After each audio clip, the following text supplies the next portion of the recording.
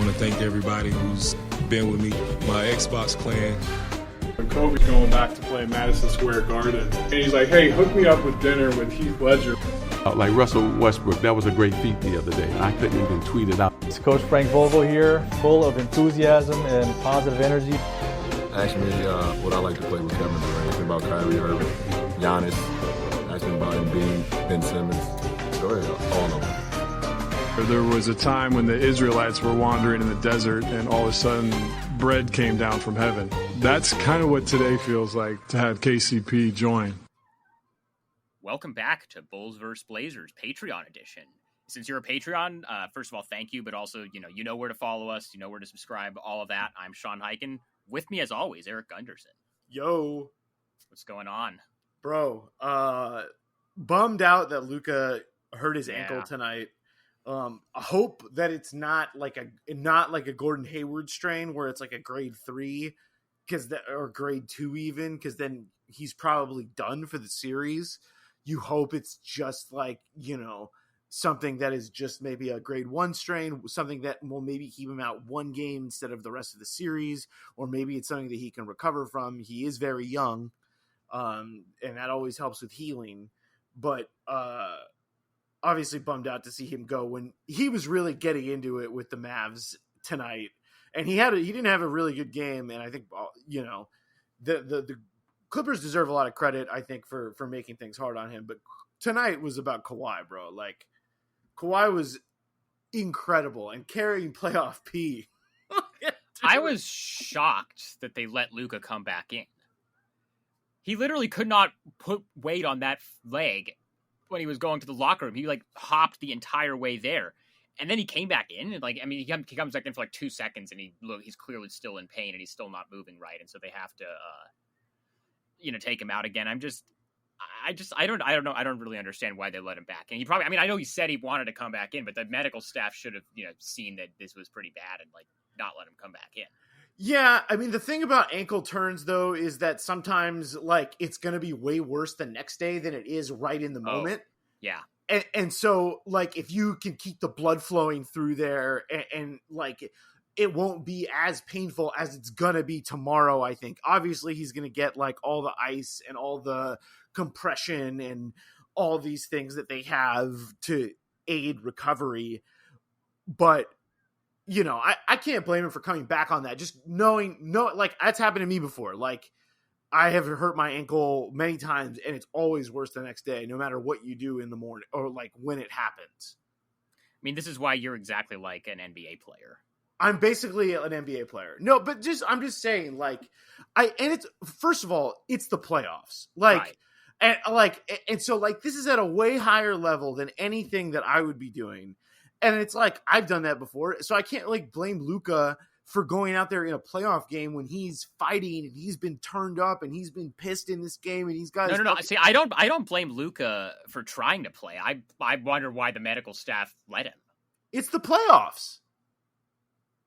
Okay, I still think it looked bad enough at the time that he heard it when he was hobbling back that I was stunned when they let him come back in. I understand that viewpoint. I also understand Carlisle and them being okay, this guy's going to play hurt, because literally every year, everybody in the playoffs is playing hurt with something. That's just how it is. This is a blood sport. We want it to be the lovable, cuddly NBA, but you and I both know, behind the scenes, guys are nursing things all the time. They're always hurt. They're always doing something to their bodies where they've got to work on something, treat something. It's always going on. So that Luka came back, even though he wasn't even 65% of himself, I can't really blame him, just knowing what really happens when you are on this stage. And then we've got Paul George, whose shoulder clearly isn't right. So because the playoff P thing is just the jokes just write themselves at this point. Yeah. 3 for 16 tonight. He was a +2. He played good defense. He always plays good defense. He's PG. But yeah, his jumper is just busted. Landry Shamet was the second banana tonight for the Clips. He was excellent. He had a dunk on Boban. I made the joke on Twitter that like, yo, maybe it's time to think about moving Paul George and building around Landry Shamet and Kawhi Leonard, because Kawhi was looking around for help tonight, and I hate to be reading all into the body language, but I didn't like Kawhi's body language. Like, it just didn't seem like he really was enjoying what was happening around him. Zubats has been a revelation for them. You know who could use Zubats is the Lakers. Yeah, they could. I mean, they're getting by with. They have Anthony Davis. They're getting by with Dwight and JaVale, but they could really use Zubats instead of Dwight. But so back to the Clippers for a second. This is one of those games where like the Mavs were kind of hanging around, and then Kawhi at some point in the third quarter was just like, okay, look, we're not doing this, and he just like took the entire game over himself. Paul George didn't really have anything.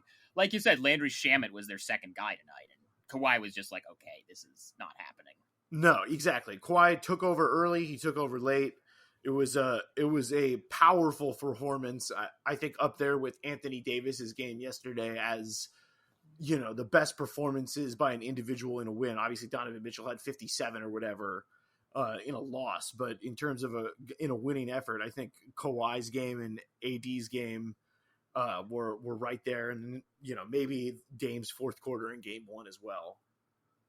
So speaking of Donovan Mitchell, are we respecting the Jazz now, or is this more about the Nuggets just completely melting down? Man. You know, I got to give credit to the Jazz, and I got to give credit to Quinn Snyder making, like, we made fun of it because we had literally, you know, he literally just came out of the G League this year, but like the Juwan Morgan thing has been good for them, putting him in the starting lineup.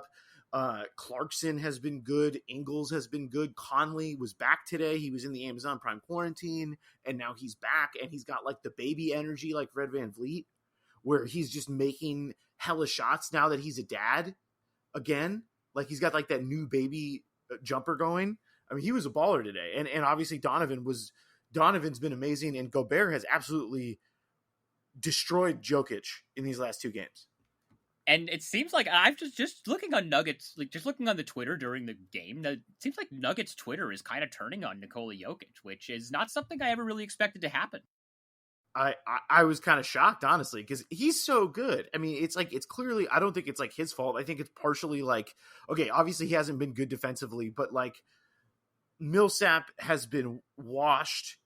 Michael Porter Jr. does not know how to play defense yet. They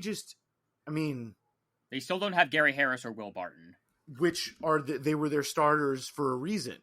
We learn now, you know, especially defensively. Yeah, and Michael Porter was great in game one.